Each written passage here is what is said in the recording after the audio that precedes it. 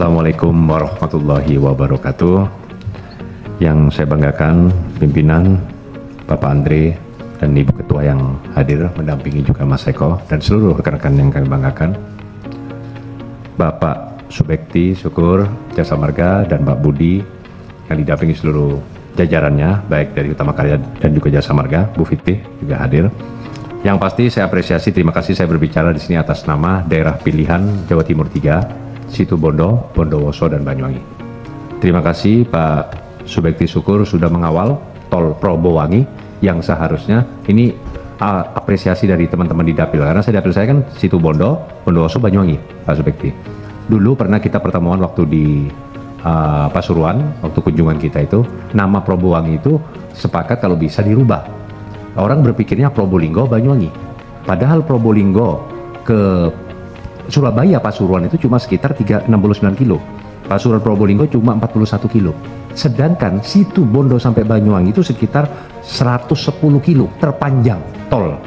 Tapi namanya Probolinggo Banyuwangi. Jadi Situbondonya sudah waktu itu saya sampaikan menjadi hanya pelewatan saja. Padahal saya informasinya nanti akan ada rest area terbesar kelas A itu di Banyuglugur. Luar biasa, terima kasih teman. Karena sampai sekarang dari Surabaya ke insya Allah Lebaran ini akan mulai dijalankan keluar tol sampai ke Kraksan ya Pak ya, sampai Kraksan. Nah itu lumayan sudah. Hah?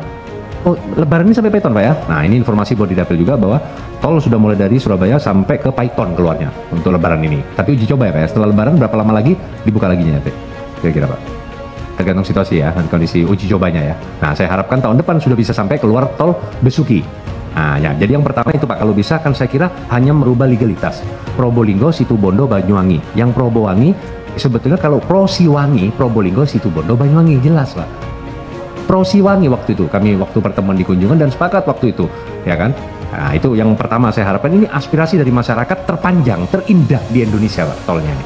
Nah melalui gunung, laut, dan lain-lain di tol itu, Prosiwangi, saya kira tinggal merubah legalitas. Lalu yang kedua Pak, aspirasi juga dari Dapil dan juga itu memang secara logika, itu di keluar pintu tol, nanti kan kalau di Situbondo, di Besuki itu di Suboh, ya itu kan kalau nggak salah namanya tol keluar Besuki, kan repot nanti keluar tol Besuki, keluar Situbondo, keluar Bajulmati, kan nggak asik Pak. Nah kami sudah koordinasi dengan masyarakat di Situbondo dan juga Pak Bupati, kalau bisa keluar pintu tol itu, dan kemarin saya sampaikan juga kepada Pak Adi. Nah, Pak Adi sudah saya sampaikan di Jasa Marga bahwa pintu tol keluar itu kalau bisa disepakatin pintu tol keluar Situbondo Barat. Nah, nanti insya Allah bila dilanjut ada Situbondo Tengah di kota, lalu Situbondo Timur di daerah Bajulmati, setelah itu tinggal ke Banyuwangi, ya kan? Nah, jadi lebih dikenal Situbondonya. Jadi juga bukan hanya kelewatan saja. Dan itu yang kedua, kami berharap menjadi catatan Pak Subekti untuk kali ini, mohon kalau bisa tol itu menjadi Prosiwangi secara legalitasnya. Probolinggo, Situbondo, Banyuwangi. Kenapa? Karena nanti tol di Situbondo ini pintu keluar yaitu di Suboh nanti Pak, itu luar biasa karena dari Jember, Bondowoso semuanya akan berpusat di masuk tolnya itu melalui Situbondo. Dan luar biasa ekstensitasnya di sana akan besar itu terjadinya di sana. Dan bagus total itu luar biasa Jasa Marga sudah. Yang kedua Pak, nah tadi sudah ya Situbondo Barat bisa keluar pintu tolnya Situbondo Barat yang kedua ya. Untuk yang di Suboh Besuki itu. Yang ketiga Pak, kualitasnya saya kira selama ini sudah Pak, ya memang bukan pekerjaannya Jasa Marga, yaitu ada dari beberapa karya-karya yang bekerja. Untuk ke depan saya berharap untuk Paiton sampai Situbondo Pak, nama tolnya betul-betul jalan tol Pak. Jangan seperti orang sekarang mengatakan di Probolinggo jalan tol ngantol katanya Pak.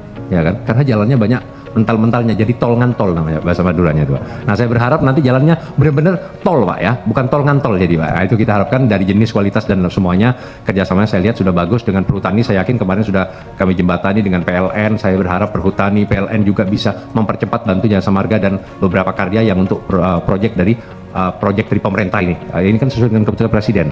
Nah ini insya Allah jalur Pantura di tol bisa selesai insya Allah lebih cepat. Yang keempat Pak, pemberdayaan kearifan lokal.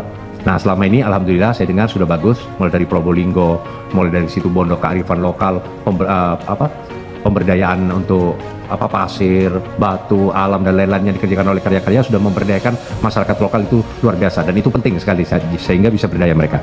Yang kelima yang tadi saya sampaikan rest area Pak, saya dengar rest area nanti itu Pak Subekti kayaknya di tipe A ya, yang terbaik nanti ya, luar biasa karena dari Surabaya sampai di Situbondo itu nggak ada rest area besar Pak, cuma pemberhentian kecil-kecil saja Pak, tapi lumayan loh itu berapa ratus kilo.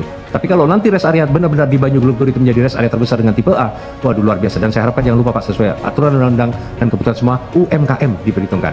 ya UMKM sehingga pemberdayaan masyarakat. Kalau perlu kami siap untuk mengawal, dan beberapa investor, beberapa masyarakat di sana, pemerintahan kabupaten situ Bondo, Bondowoso, Banyuwangi ingin membuat kalau perlu di situ lokal UMKM terbesar di 3 kabupaten di desanya itu, dan itu akan menjadi ketua tol terindah di Indonesia itu. Karena sebelah utara kita melihat laut, sepanjang laut situ Bondo, sebelah barat itu melihat gunung-gunung termasuk Ijen, Gunung Aparaung, termasuk Gunung Putri dan semuanya. Saya kira itu kalau semuanya sudah oke Pak, dan saya berharap Pak yang terakhir tentang sosialisasi e-tol Pak. Saya mau tanya Pak Subekti, mau interaktif. Saya naik tol Pak, saya punya e-tol 2 Pak atau 3. Ini aspirasi yang selama ini ramai Pak. Ya, dan terjadi banyak sering.